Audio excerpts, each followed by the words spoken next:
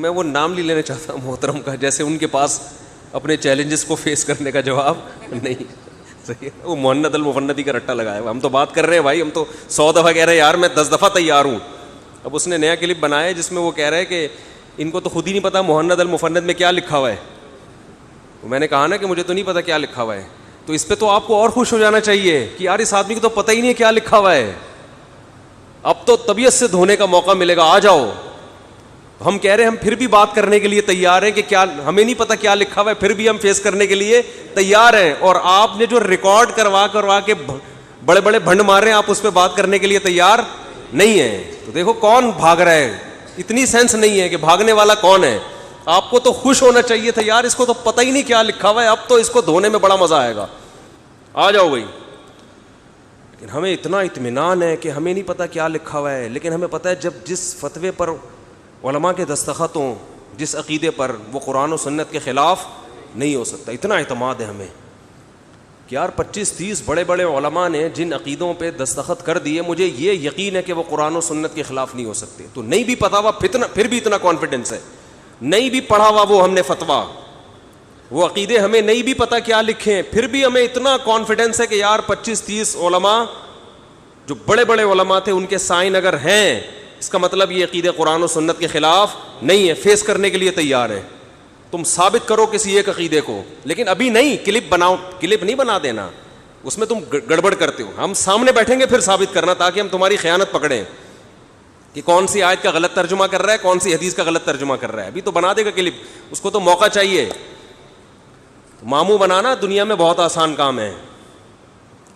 تو ہم تو تیار ہیں بھائی، لیکن وہی ہے پھر وہ کبھی نیا کلپ بنا دے گا. ابھی حضرت مفتی تقی صاحب کے بارے میں بنا دیا کہ وہ کہہ رہے ہیں کہ احمد رضا خان بریلوی، ان کو کسی نے مولانا اشرف علی تھانوی کے سامنے مولانا کا لفظ کے بغیر کہہ دیا احمد رضا بریلوی. تو حضرت حکیم الامہ مولانا اشرف علی تھانوی غصہ ہوئے کہ ایک عالم کے ساتھ کیا لفظ لگاؤ، مولانا کا لفظ لگاؤ احترام سے. اس پہ اس کو خوش ہونا چاہیے نا کہ ایک دیوبندی عالم ایک بریلوی عالم کا کتنا احترام کر رہے ہیں. لیکن چونکہ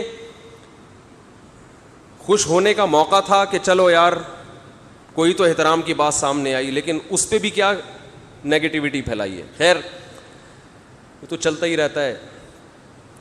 تو ابھی میں سوچ رہا ہوں، میں سچی مچی کا جہلم میں جا رہا ہوں، میں نے ارادہ کر لیا ہے انشاءاللہ. اور میں اس کے گھر کے سر پہ کھڑا ہو کر میں بولوں گا کہ میں محنت پہ بات کرنے کے لیے تیرا باپ آ گیا ہے، اور باپ کا لفظ برا لگ رہا ہے تو ماموں پہ آ جاؤ. ٹھیک ہے نا، کوئی مسئلہ نہیں. تو اب لوگ چونکہ یہ چیزیں سننے کے لیے نہیں آتے، مجھے اچھا نہیں لگتا کہ میں ان ٹاپک کو بار بار اٹھاؤں. تو اچھا بھلا اصلاحی باتیں چل رہی ہوتی ہیں ان کے، پھر ہر تھوڑے دن کے بعد جو ہے نا کچھ نہ کچھ یہ لیے کہیں نہ کہیں کچھ نہ کچھ، اور میری تصویریں لگا کے کلپ بناتا ہے جس میں میرا کوئی ٹاپک ہی، میں نے کوئی بات ہی نہیں کی ہوتی، پھر بھی اس پہ لگایا ہوا ہوتا ہے. صحیح.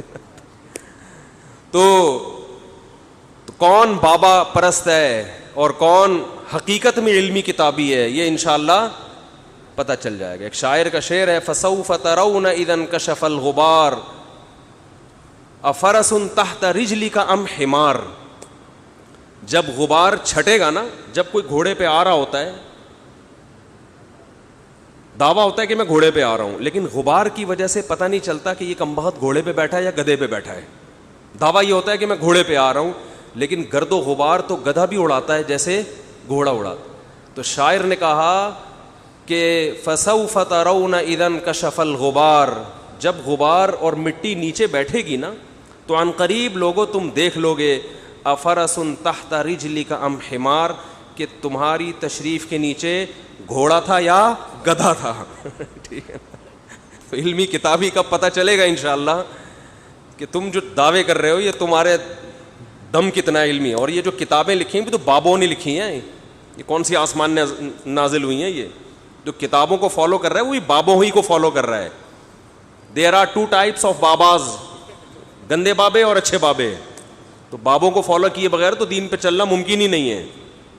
تو آپ یہ کہتے ہیں نا میں گندے بابوں کو فالو نہیں کرتا، میں اچھے بابوں کو فالو کرتا ہوں. تو ہم کہتے چلو یار، تو بابوں کی 2 types تو ہوتی ہیں.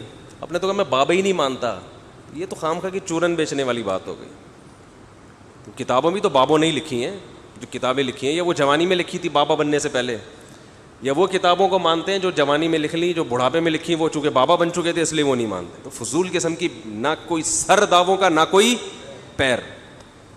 تو خیر کیا میں کیا عرض کر رہا تھا, وہ مدرسے کا ایک مفتی کا اسکینڈل جس کے خلاف میں نے اتنا سخت بیان کیا کہ اس کو بھی, جو یہ کام کرے اس کو بھی قتل کرو, اور جو کرائے اس کو بھی, حدیث کوڈ کی, اس پہ بھی یہ تقریر کر رہا ہے کہ علماء کلپ ریکارڈ نہیں کروا رہے, اور کیا کروائیں, اور یہ آپ سے پہلے ہم ریکارڈ کرا چکے ہیں.